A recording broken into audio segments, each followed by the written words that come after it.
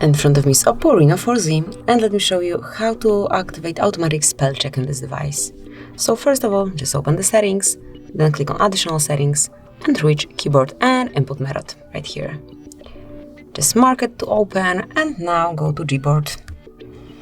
Select text correction and now locate a spell check. You will find it at the bottom of the list.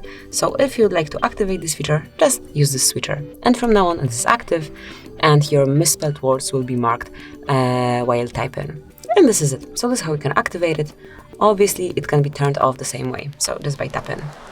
And this is it. That will be all. Thank you for watching. Please subscribe our channel and leave the thumbs up.